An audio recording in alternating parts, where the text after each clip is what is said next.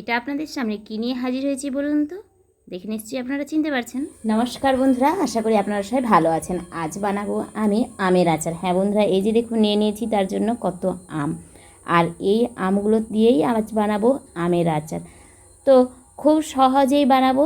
না গোটা আমের আচার বা আমের গাঁট থাকবে সেরকমভাবে না, শুধুমাত্র আমের যে মাড়ি অংশটা সেটা দিয়েই তৈরি করব। এটাকে আপনারা জেলি বলতে পারেন। হ্যাঁ, আমের জেলি অনেকটা থকথকে।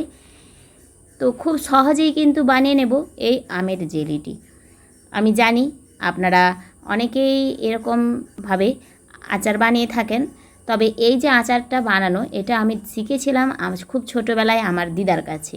অর্থাৎ আমার দিদা এই জেলিটা বানাতো এবং জেলিটা কিন্তু সত্যি খেতে খুব অসাধারণ লাগতো আমার কাছে। তাই আজ আপনাদের সামনে আমি সেই জেলিটাই নিয়ে এসেছি। খুব সহজ একটি রেসিপি এবং খুব চটপটে হয়। তার জন্য আমি কিন্তু প্রথমে আমগুলোকে ভালোভাবে ধুয়ে নিয়েছি, দিয়ে আমগুলোর সব ছাল ছাড়িয়ে নেব। হ্যাঁ, এই যে আমের ওপরে যে সবুজ খোসাটা এটা ভালোভাবে আমি প্রথমে ছাড়িয়ে নেব। একসঙ্গে সমস্ত আমগুলোর একইভাবে খোসা আমি ছাড়িয়ে নেব।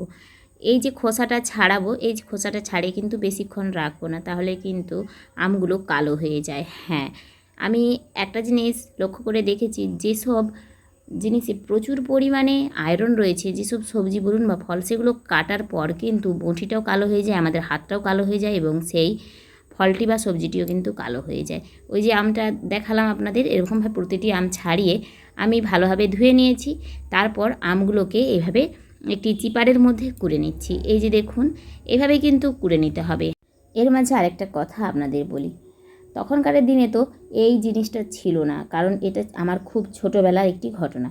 তখন এই জিনিসগুলো কিন্তু বাজারে বেরোয়নি। তখন আমার দিদা ওই যে কাঁচা আম ওটাকে সিদ্ধ করে নিত এবং তার মাড়িটা নিয়ে এই জেলিটা বানাতো।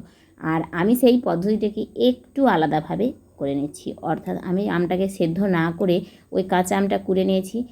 কুড়ার পর তারপর কড়াইতে দিয়ে দিলাম অল্প পরিমাণে জল, আর জলের ওপর দিলাম পরিমাণ মতো চিনি, আর অল্প একটু ওপর দিয়ে দিলাম লবণ।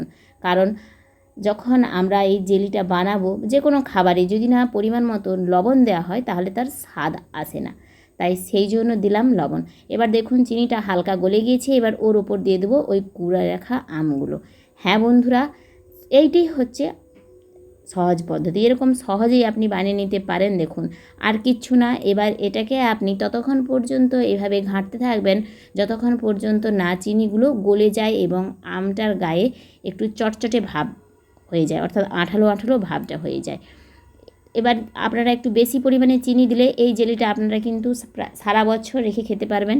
তবে শুধুমাত্র সারা বছর না, 1 বছরের বেশিও এই জেলিটা রাখা যায় যদি আপনি সযত্নে এটাকে রাখেন।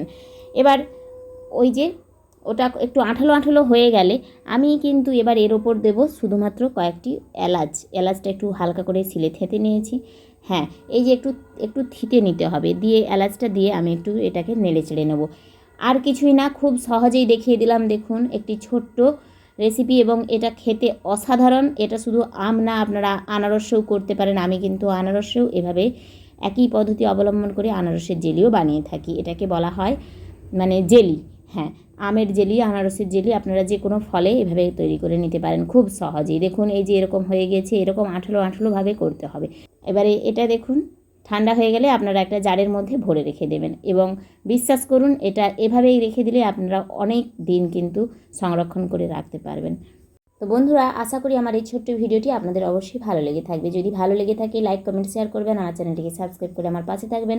এরকম আরও নতুন নতুন রেসিপি পাওয়ার জন্য অবশ্যই আমাকে জানাবেন, কারণ আপনাদের একটা ছোট্ট কমেন্ট বা ছোট্ট ভালোবাসার একটা ছোট্ট উক্তি আমাকে কিন্তু অনুপ্রেরণা যোগায় এরকম নতুন নতুন ভিডিও নিয়ে আসার জন্য। হ্যাঁ, সত্যি কথা বলতে এগুলো যে তৈরি করি তার জন্য তো পরিশ্রম অবশ্যই হয়, কিন্তু সঙ্গে অবশ্যই ভিডিওটি করার জন্য পরিশ্রম আসে। তো সেই পরিশ্রমের একটু ফসল আমারও আপনাদের কাছ থেকে কিন্তু পাওয়ার ইচ্ছে থাকে। জানি আমার ভিডিওটি সেরকমভাবে আমি আপনাদের সামনে উপস্থাপনা করতে পারি না, খুব সহজ সরলভাবেই আপনাদের সামনে নিয়ে আসি আমার ভিডিওগুলো। তবুও যারা যারা আমার ভিডিও দেখেন তারা অন্তত ছোট্ট একটা কমেন্ট তো আমাকে করতে পারেন। আমারও কিন্তু ভালো লাগে আপনাদের একটা ছোট্ট কমেন্ট, সেটা আমাকে সত্যি খুব উৎসাহিত করে। তাই আপনাদের কাছে আমার একান্ত অনুরোধ, যদি সত্যিই আপনারা আমার এই ভিডিওটি দেখে একটু হলেও উপকৃত হন, অথবা যদি আপনারা আমার এই ভিডিওটি দেখে এরকম একটু আচার বানানোর চেষ্টা করে থাকেন, তো সেটা খেয়ে অবশ্যই আমাকে জানাবেন যে আচারটা কেমন হয়েছে। কারণ আমি তো আপনাদের সামনে ভিডিওটা নিয়ে আসলাম, কিন্তু আপনারা তো আর এটা চেখে দেখলেন না।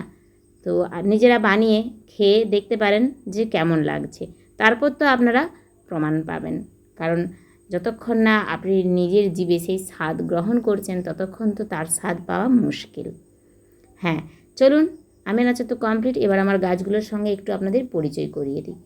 কেন জানি না আজকে গাছগুলো ঠিক সন্ধ্যের সময়ের মুহূর্ত, সূর্য অস্ত যাচ্ছে, গাছগুলোতে দেব জল, কিন্তু গাছগুলো আজকে জানি না ক্যামেরাতে যেন একটু কীরকম হালকা ফ্যাকাশে ফ্যাকাশে লাগছে।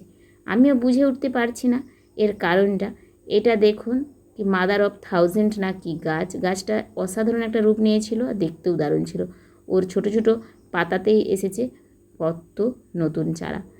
আর এই যে দেখুন, এটা হচ্ছে একটা পেন্সিল ক্যাকটাস। মনসা গাছটা দেখেছেন কি অপূর্ব সুন্দর রূপ। যদিও আপনাদের সামনে কিন্তু আমি আমার গাছগুলো প্রায় দিনই একটু একটু করে দেখাই, হ্যাঁ দেখিয়েই থাকি, কারণ এই গাছগুলোই আমার বাঁচার শক্তি, আমার বেঁচে থাকার অবলম্বন। দেখুন, রোদে গাছগুলো কিন্তু সব ঝিমিয়ে গিয়েছে।